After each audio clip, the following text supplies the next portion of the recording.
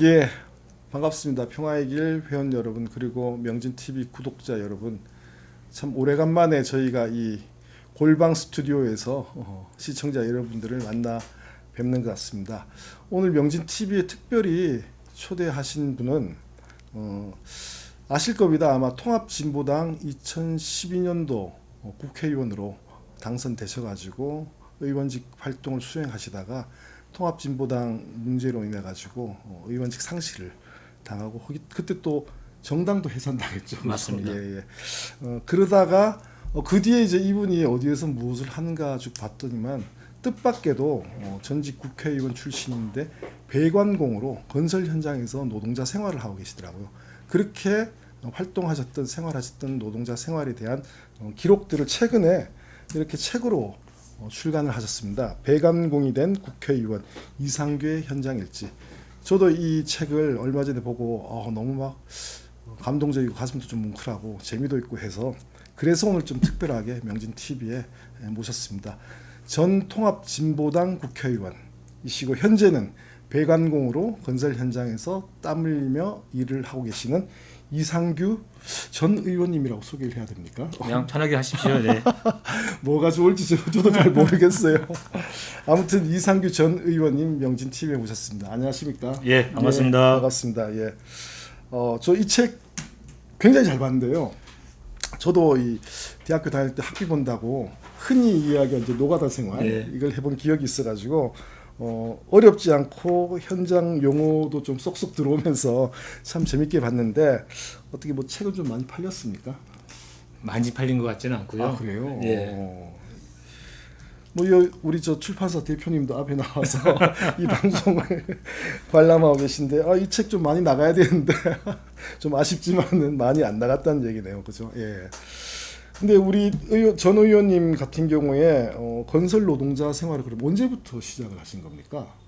그러니까 이제 그 전에 아주 젊었을 때 네. 당장 뭐 용돈 벌어야 되고 또 생활비 벌어야 돼서 한두 번씩 나가는 그거를 빼고 배관공으로 일을 처음 시작한 게 2011년. 2011년. 그러면은 2010년. 예. 10년. 그러면은 이 그 정치권에 들어와서 국회의원 당선되기 전부터 당선되기 전인데 예. 2010년 그 지방선거 때 예. 서울시장 후보로 나갔다가 그렇죠. 예, 맞습니다. 한명숙 총리와 단일화를 했죠. 단일화하면서 그게 그렇죠. 4월 달이었는데 예. 2010년 4월 달. 그리고 예. 그 7월 달에 은평에서 또 보궐선거가 생겨요. 예. 문국현 의원이 이제 예. 그 의원직 상실되고 그 이제 그 선거에서 이제 그 이재호 의원이 당선이 되는데 예. 그 선거 때 또 장상 총리와 단일화를 합니다.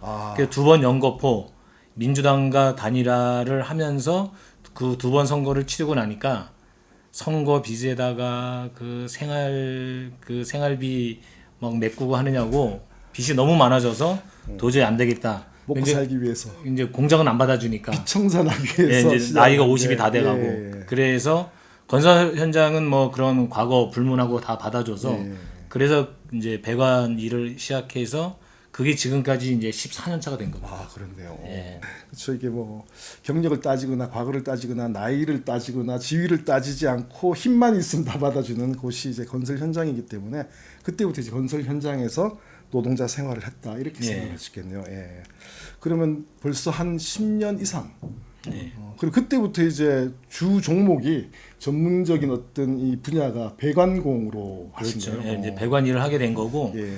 그때 만약에 형틀 팀으로 갔으면 형틀 일을 계속 했을 거고 철근 팀으로 갔으면 철근 일을 계속 했을 텐데 배관 쪽에서 이제 자리가 났다. 예. 그래서 이제 저는 뭐 이거저거 가릴 처지가 아니었으니까 가서 일을 하게 됐죠.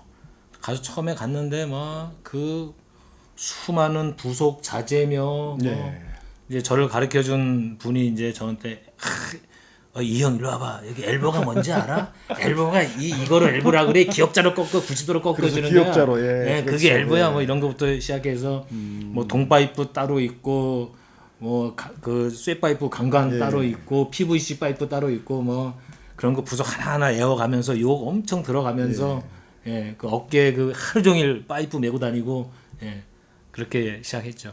어쨌든 뭐 건설 현장의 각 파트마다 쉽지 않은 일, 힘들지 않은 일이 없을 텐데 그 중에서도 배관, 저는 이제 배관 쪽 같은 경우에는 잘 몰라서 보통 이제 상하수도 예. 이런 거를 이제 뭐 아파트 같은 경우에 올리고 내리고 연결시키고 이런 일이 아닌가 싶은데 이게 난이도로 따지면은 다른 이제 철근이나 목수일이나 뭐 미장일이나 이런 거와 비교했을 때 좀 어떻습니까? 그러니까 이제 형틀, 예. 철근, 예. 콘크리트 타설, 예. 요거를 이제 배관에서는 그 전 분야 선행 공정인데, 네. 요거는 보통 토목 또는 건축이라고 부르고, 예.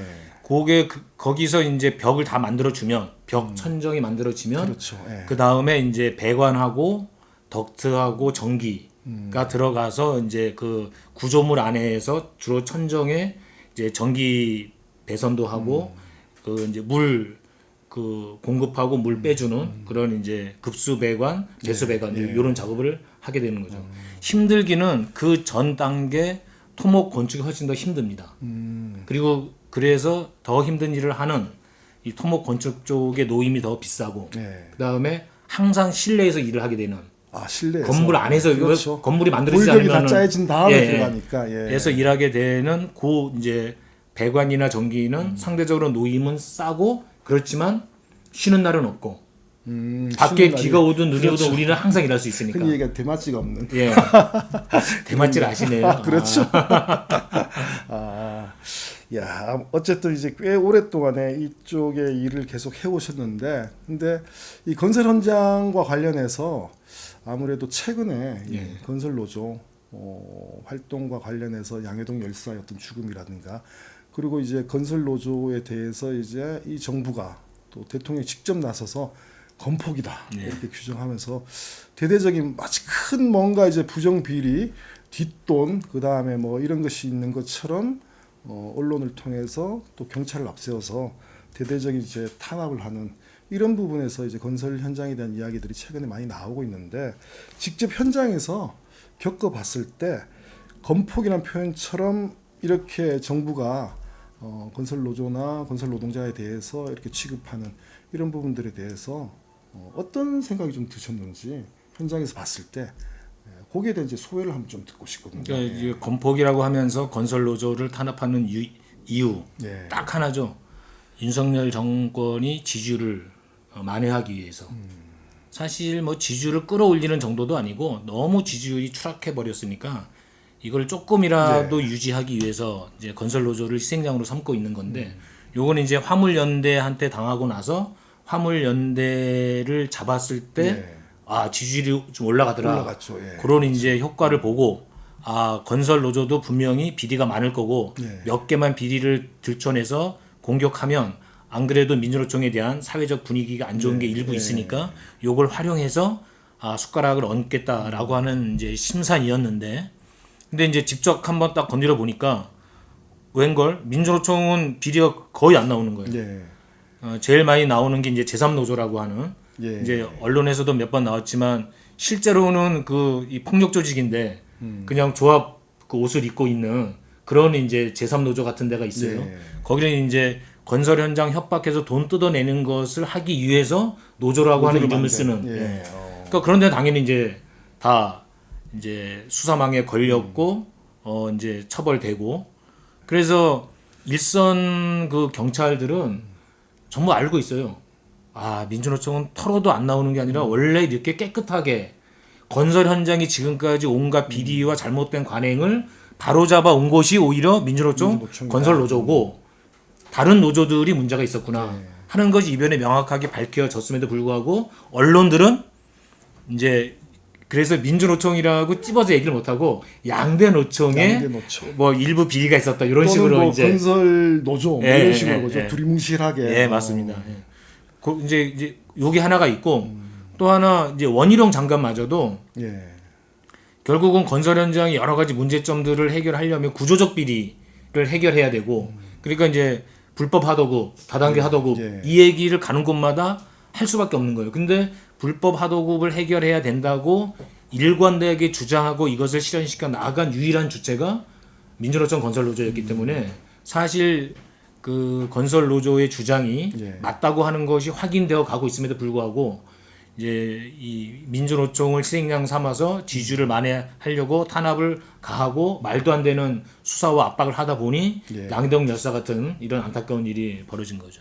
현장에서 그 보통 뭐라고 얘기합니까? 저희는 그때 오야지라고 얘기했는데 이 사람들이 건설회사하고 이렇게 좀 결탁이 돼가지고 쥐락펴락하면서 사람을 채용하거나 자르거나 내지는 뭐 사람을 데리고 다니거나 이렇게 하면서 뭔가 이렇게 좀 돈을 남기고 다시 그걸 가지고 또 이제 건설회사 쪽에다가 뭐 지금도 뒷돈을 그 주고 구조가 똑같죠. 그 구조가 여전히 짧은 그대로. 경우 이제 제 눈에도 보였거든요. 예. 지금도 똑같고 지금도 오야지라고도 부르고 예, 예.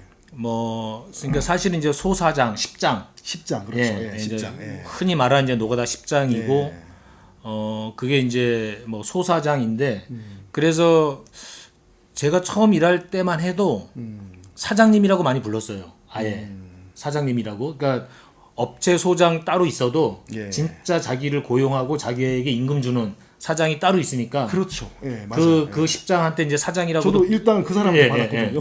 그렇게 이제 건설회사에서 받은 게 아니고 그 사람한테 받았으니까. 예. 그런데 이제 최근에는 그냥 똑같이 팀장이라고 부르는 경향이 상당히 강해요. 그걸 이제 조금이라도 좀 은폐하기 위해서. 그런데 이제 그러니까 그 사람들이 이제 업체한테 물량을 받죠. 예. 그럼 이제 예를 들면 이게 광주 하정동 아니죠 학동 붕괴 사고 그 아파트 그죠? 아파트 말고 말고? 그 전에 철거공사 하면서 예. 무너진데 여기가 아주 전형적인데 그 현대가 이거를 28만 원에 받아요. 예. 재개발 조합으로부터 철거 공사를 평당 28만 원. 평당 예. 28만 원을 받습니다. 근데 이거를 그 원청인 현대가 직접 공사를 할 수가 없어요. 예. 건축법상. 그럼 이거를 이제 그 전문 업체에다가 즉 철거 전문 업체에다가 내려줘야 되는데 이 철거 전문 업체가 10만 원에 이걸 가져갑니다. 아, 그러면 18만 원이 그러니까 절반 이하로 뚝 잘라서 현대는 앉아서 18만 원 평당 18만 절반 원 이상 그냥 먹어버리는 이렇게 넘겨주기만 하고 그냥 받는 거네요. 예, 예. 예. 그런데 이제 이 업체가 그러면 10만 원에라도 철거 공사를 해야 되는데 이제 다음에 한 번 더 내려줍니다. 요거는 이제 불법이죠. 예. 한 번 더 내려주는데 더 내려준 게 4만 원에 내려갑니다. 그럼 28만 원이 4만 원으로 내려갔으면 거의 10% 수준, 15% 수준 내려간 거예요. 그렇죠. 그러면은 4만 원에 받은 이 업체는 안전 장치와 안전 설비를 할 수가 없어요. 그리고 안전 감시자를 둘 수가 없어요.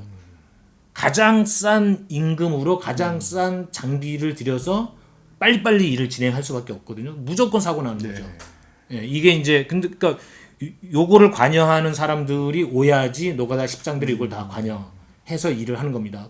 광주 학동에 철거 공사도 사고가 난 거고 화정동 아파트 공사도 사고 난 거고 얼마 전에 자이가 했던 인천에서 했던 그 주차장도 푹속 주저앉은 게 순살자이가 그렇게 해서 만들어지는 거죠. 그리고 여기에 관여하는 실질적인 공정을 책임지는 사람들 오야지 이 구조를 건설 이 일군 원청 건설사부터 이거를 전부 다 알고 있지만 활용해서 끌고 가는 겁니다. 오히려 이런 시스템으로 돌리는 것이 공정도 빨리 할 수 있고 그 다음에 쉽게 일을 처리할 수 있다고 생각하니까 이게 구조적인 문제가 이 대기업 건설회사에서는 고칠 생각이 없는 그런 거죠. 형태로 지금 나오고. 그러니까 이게 이제 건설 현장에 지금은 이제 소위 불법 이주 노동자가 판을 친다 이렇게 얘기하는데 저는 처음에 이제 약간 이상했거든요. 왜 불법 노동자들이 이렇게 많을까? 그러니까 건설 취업 비자를 갖고 온 정식 비자가 아닌 그러니까 일반 취업 비자로 건설 현장에는 못 들어오거든요. 그러니까 그 이유를 보니까 그러니까 이제 평균 노임이 원청에서 20만 원씩 나온다. 근데 이 불법 이주 노동자들은 불법 취업은 10만 원만 줘도 그렇죠. 감지덕지하면서 일을 하거든요. 그리고 불만도 없어 이 사람들은. 그리고 잔업을 시키든 철야를 시키든 일요일 날 나와서 일을 시키든 다 일을 하니까. 그리고 날림 공사를 시켜도 날림 공사를 아주 잘해주고. 그러니까 일반 한국의 노동자들 같은 경우라면은 이게 날림 공사다라는 걸 알기 때문에 이렇게 일을 못 하겠다라고 함부로 그렇게 못 시키죠. 이 이주 노동자들 같은 경우에는 어떻게 시키더라도 그냥 시킨 대로 다 한다. 어떤 의미에서 이런 문제를 근본적으로 근절하기 위해서 사실은 이제 민주노총 건설노조가 이걸 해결할 수 있는 세력은 할수 있는데 현장을 알고 있고 현장에서 직접 일을 하는 그렇죠. 사람이 해야 되는데 그래서 건설노조만이 이거 가능하다는 겁니다. 근데 건설노조가 이 문제를 해결하기 위해서 이렇게 저렇게 뛰어다니고 뭐 문제 제기하고 싸우고 이렇게 되니까 오히려 뭐 그래서 건설 현장이 회사가- 많이 좋아졌고 예. 현장이 많이 좋아졌고 때로는 원청 건설사가 그러니까 이 관행 때문에 이렇게 공사가 잘못되는 거 그렇게 되면 안 된다. 적어도 우리 건설사 이름으로 만든 아파트는 명품이라고 하는 브랜드를 유지해야 된다. 그렇죠. 예. 그러면은 공사 품질이 좀 좋아야 되는데 공사 품질을 좋게 하는 데 있어서 건설 노조가 너무나 딱 맞아떨어지는 거예요. 하청 업체들 마음대로 하는 거를 건설 노조가 들어오면 다 막아주니까. 그러면은 원청이 건설 노조를 원하기도 하고 또는 하청 업체가 원청 건설사가 부당하게 자기들 압력을 가한다. 그럴 그런데 땐 또 건설 노조는 노조는 예. 아니 원청 니들이 이런 식으로 하면 되냐고 하는 목소리를 낼 수 있는 게 건설 노조이기 때문에 건설 노조가 처음에 들어갈 때는 어려웠지만 최근에 정착되는 과정에서는 원청 건설사든 하청 건설사든 오히려 건설 노조하고 함께 일을 하면 품질에 아무런 문제 없고 그 다음에 약속하는 대로 다 해준다. 이런 게 상당히 정착되어가는 시점에 이번 일이 터진 거죠. 어쨌든 그 과정에서 양회동 열사 같은 경우에 그 남긴 그 유서나 이 내용을 쭉 보면은 정말로 이렇게 건설 현장에서 노조 활동을 하면서 이렇게 열심히 살았는데 이 자기 삶의 어떤 것을 송두리째 부정하는 그런 부분에 대해서 대단한 이제 모멸감을 느끼고 견딜 수 없었다 이런 이제 내용이 나오는데 실제 우리 국민들 뭐 여론 언론을 통해서 보도되는 걸 보면은 이런 속속들이 자세한 내막을 잘 모르고 있거든요. 모르고 있고 그냥 그래서 이차를 보셔야 되는 겁니다. 건설 노조가 부정이 많다, 뭐 깡패다 이렇게만 생각을 하니까 그래서 여기에 보면은 이 내용을 이제, 보면은 그러니까 제도적인 문제, 포괄 임금제라거나 예. 그다음에 불법 다단계 하도급이라거나 그다음에 이제 그 노임 임금을 똥떼기 하는 예. 이런 구조적인 문제 그리고 안전을 빌미로 해서 말로는 안전인데 실제로는 오히려 부실 시공을 가려주는 그걸 은폐해주는 막아주는 역할하는 이런 현장의 문제점에 대해서도 상세하게 들어가 있고 예. 그다음에 제가 일하는 과정에서 느낀 화장실을 못 가는 문제라거나 밥도 제대로 못 먹는다거나 뭐 욕 들어 먹는다거나 이런 것들이 잘 나와 있습니다.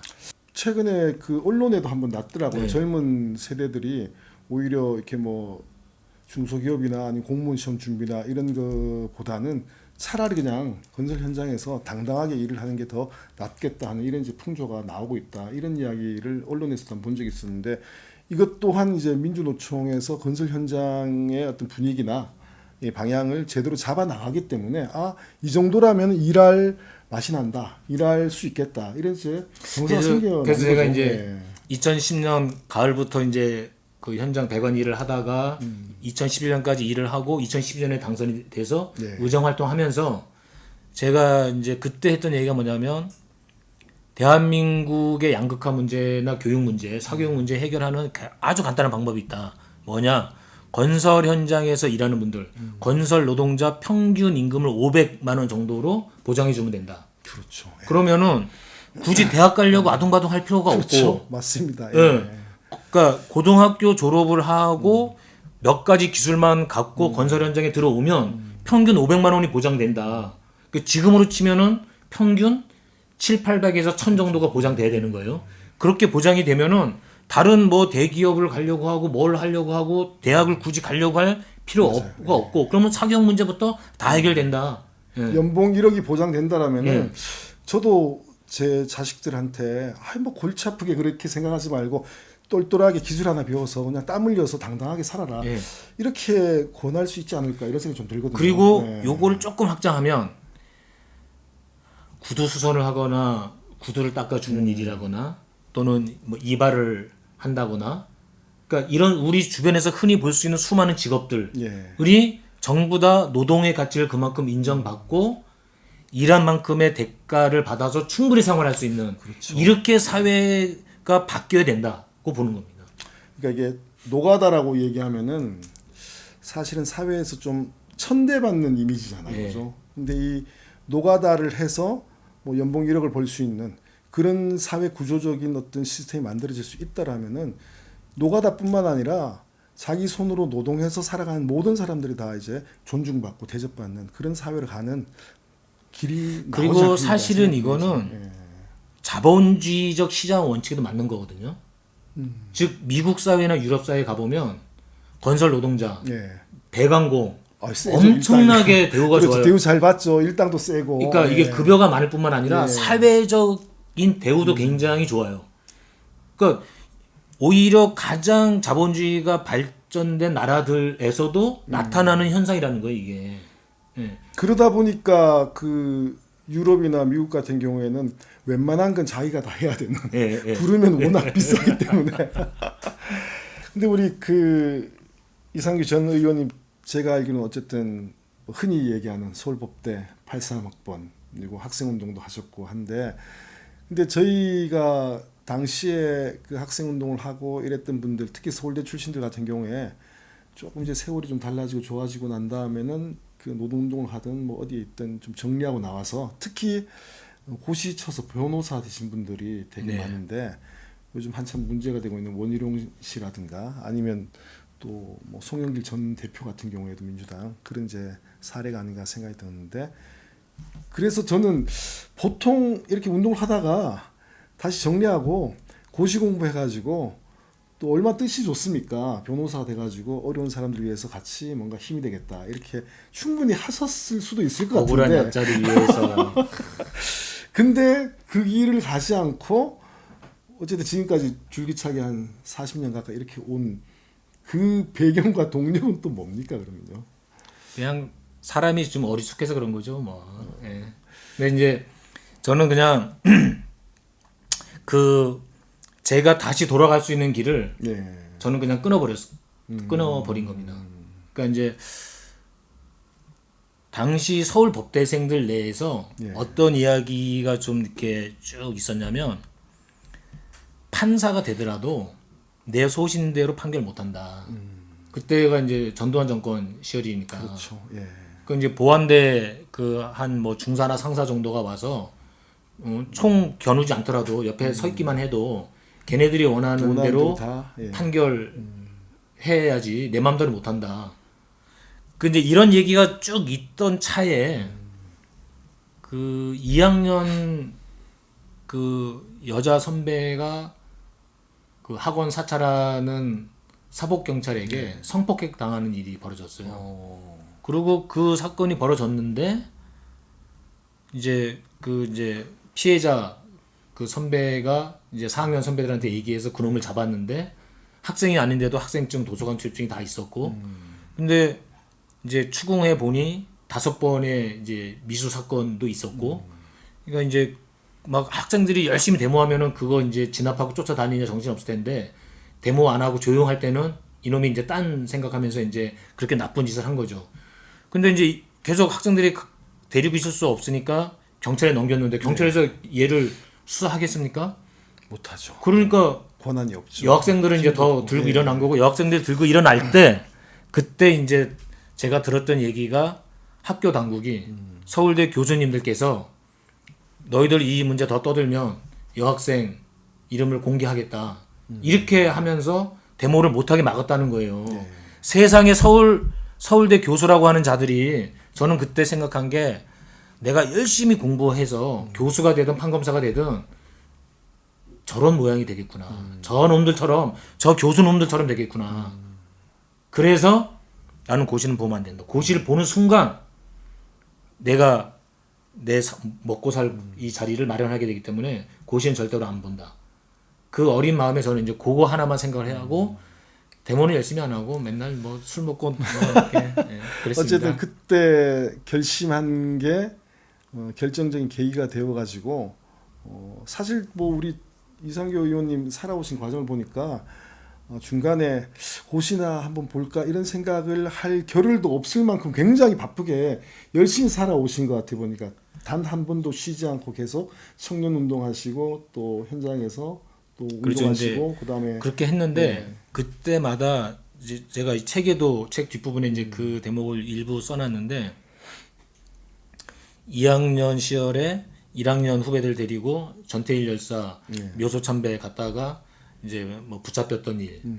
그다음에 그 구로 청년회 활동을 할 때 공장 다니던 그리고 이제 그 알루미늄 사시 하는 회원 청년회 회원 후배가 너무 추워서 그 저녁에 울면서 막 얘기했던 그런 모습 이런 거를 쭉 접하면서 아 내가 있어야 할 곳이 어딘가 그러니까 저는 그 학생 운동부터 그 이후 과정에서 이 어떤 이 운동에서도 뭐 이렇게 그 뭐 두각을 보인다거나 뭐 지휘를 한다거나 좋은 아이디어를 짜내고 뭐 전략 기획을 하고 막 전 이런 적이 한 번도 없어요.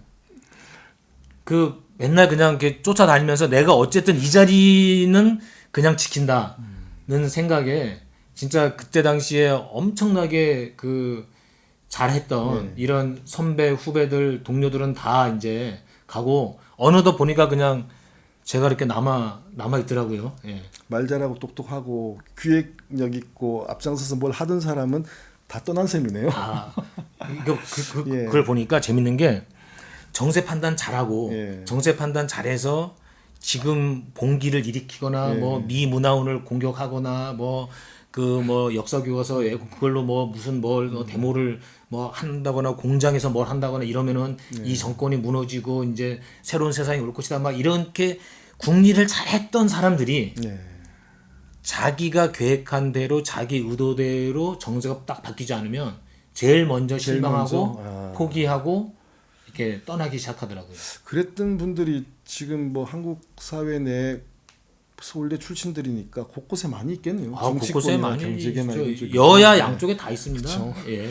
그 분들 과거에 어쨌든 같이 활동을 했던 동기나 선후배들 한 번씩 이렇게 보게 되면 좀 어떤 뭐 그래도 정치권에 계실 때 국회의원 활동하실 때는 좀 봤을 거 아닙니까? 재밌는 일 많았죠. 그 중에 하나만 소개를 하자면 예. 당선됐는데 며칠 만에 검찰에서 연락이 왔어요. 그 처음에는 이제 벌써 수사 들어오나? 벌써 애들이 이제 탄압하나? 했는데 이제 확인해 보니까 동기. 아 법대 동기가 예.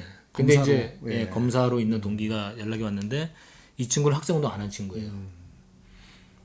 근데 이제 보고 싶다고 해서 신림동에 있는 이제 식당 하나 정해서 이제 점심시간에 만났는데 예. 그 친구가 와서 한 얘기가 뭐냐면 야 상규야 너 정말 고맙다. 내가 그 시절에 80년대 나도 데모하고 싶었는데 난 용기가 없어서 데모 못했다. 근데 너는 데모를 했고 데모를 하면서 딴 길로 가지 않고 그 정치권에 투항하지 않고 데모하는 이 길에서 너가 국회의원 되셔서 너무 고맙다. 전 그때 깜짝 놀랐어요. 그러니까 그 친구는 밖에서 보면은 뭐 공안 검사라고 얘기할 수도 있고 예. 아주 보수적인 검사라고 얘기할 수도 있는데 마음에는 이제 그런 게 있었죠. 근데 그런 고백을 제가 여러 차례 들었습니다. 그렇죠. 사실 어떤 의미에서 보면은 저희가 학생운동이나 노동운동 하다가 그다음 정리하고 정치권으로 가는 네. 이런 이제 사례들을 많이 봤는데 마음 한쪽에서는 결국은 변절했다 네. 내지는 투항했다 네. 내지는 자신의 어떤 원칙이나 자신의 어떤 신념을 꺾었다 네. 이런 이제 이미지로 많이 네. 받아들이게 되고 그래서 근데 그게 더더욱- 밖에서만 그런 게 아니라 예. 본인 스스로도 그렇게 생각하고 그렇죠. 그렇게 생각하기 때문에 제가 특히 민주당으로 간 386 의원들을 만나보면 자기 스스로 나는 운동권이 아니라 그 이제는 정치권에 들어왔다는 것을 확인시켜주기 위해서 더 과잉 행동을 더 진보적이지 못한 행동을 하는 걸 많이 봤습니다. 그러면서 진보적인 시민사회 운동하는 사람들한테 이야기하는 것이 아직도 그런 식으로 예. 사냐라고 약간 이제 비아냥하는 예. 이런 거를 저도 사실 좀 많이 겪어봤으니까 윤석열 정부 예. 이 상황에서 진보 정당의 선택이 무엇이 되어야 할 것인가가 많은 고민의 어떤 주제가 아닌가 이런 저는 생각이 그건 뭐 들거든요. 명확하다고 보는데 예. 지금은 반 윤석열 모든 세력을 한 군데 결집해서 예. 뭐 거리 아스팔트에서의 투쟁이든 선거 공간에서의 그 정치 투쟁이든 이 모든 것이 반 윤석열 이 그 윤석열 심판 예. 이 전선으로 모든 세력을 결집시켜야 된다. 그리고 진보 정당은 여기서 자기 역할을 해야 된다. 고 보고 민주당 현재 민주당 거대 야당이 보여주는 한계에 많이 실망스럽더라도 민주당까지 포함해서 같이 반윤석열 전선을 만들어가야 된다고 생각을 합니다. 그게 어쨌든 현재 진보 정당이 가져야 될 기본적인 어떤 원칙과 방향이다 이렇게 이해를 할 수 있겠네요. 저 현장에서 일할 때 예. 대선 때 제가 진짜 이재명 캠프에 몇 번이고 제가 가고 싶었어요. 왜요? 민주당 후보가 됐어요. 예. 민주당 후보가 됐는데 그 160명 그때는 170명이 넘었죠. 그렇죠. 그 의원들한테 연말까지 뭐 기본소득, 기본주택, 뭐 기본교통 막 이런 막 얘기하면서 이런 법안 다 통과시켜야 되고 막 그 얘기를 하는데 저도 깜짝 놀랐어요. 민주당 의원들이 안 움직여. 아니 민주당 의원이 안 움직이는 게 아니라 이재명 저 양반 자기가 이미 대통령 됐다고 생각을 하고 있네. 지금 바짝 엎드려서 국민들한테 한 표라도 더 주십시오. 이렇게 해도 모자를 파네? 자기가 이미 대통령 된 듯이 당시에 막 나오는 그 메시지나 막 이런 것 막 그랬거든요. 와 그때 저는 진짜 막 건설 현장에서 일하다 말고 막 캠프에 막 가고 싶은 거예요.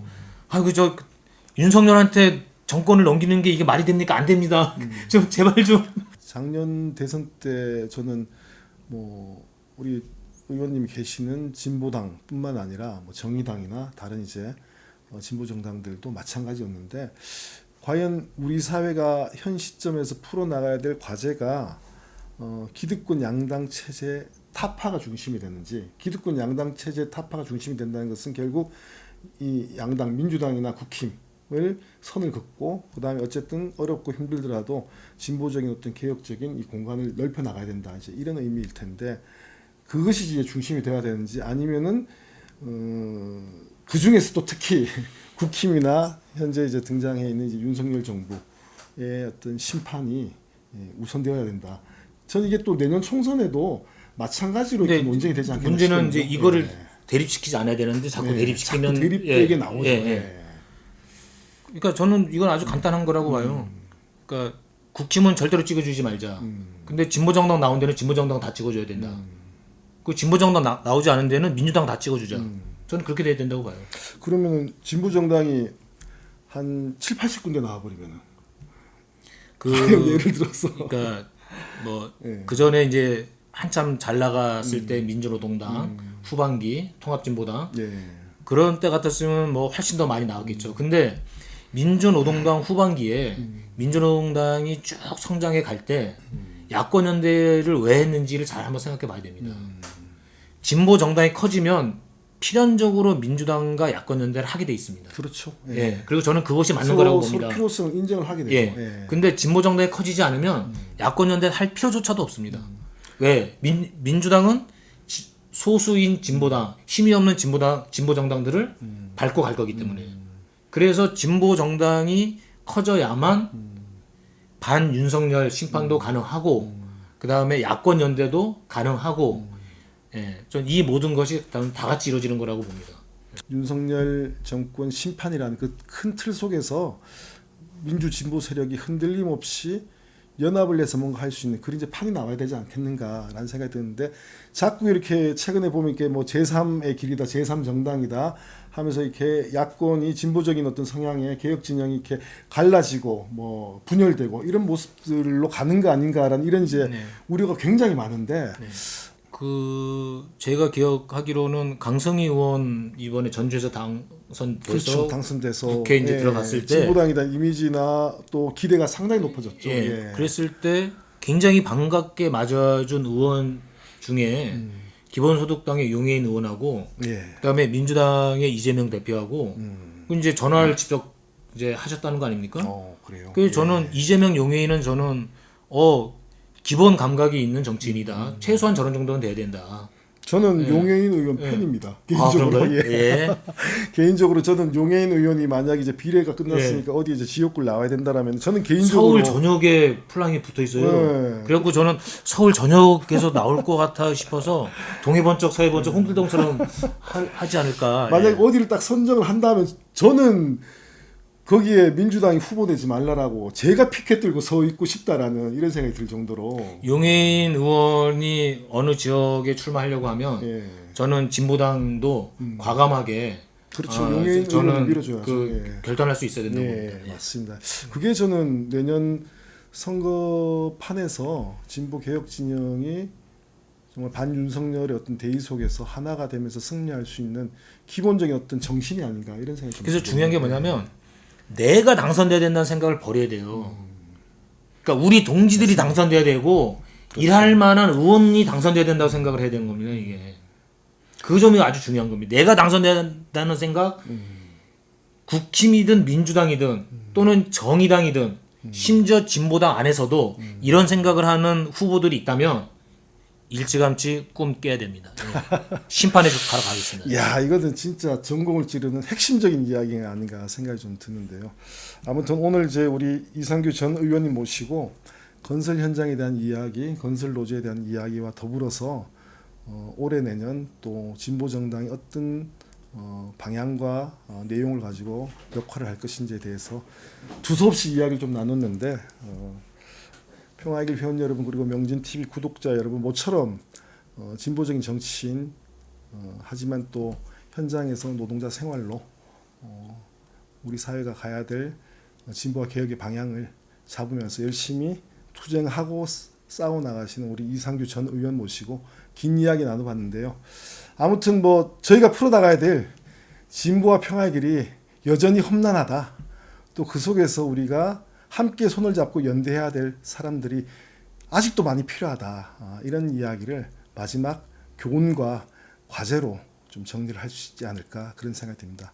오늘 뭐 저희 모처럼 저희 스튜디오에 나오셨는데 저는 참 재밌었습니다. 예, 저도 재밌었습니다. 좋은 이야기 많이 들었고요. 예. 예. 그리고 앞으로 진보당의 열정적인 활동 계속 기대하겠습니다. 오늘 감사합니다. 예, 고맙습니다. 예.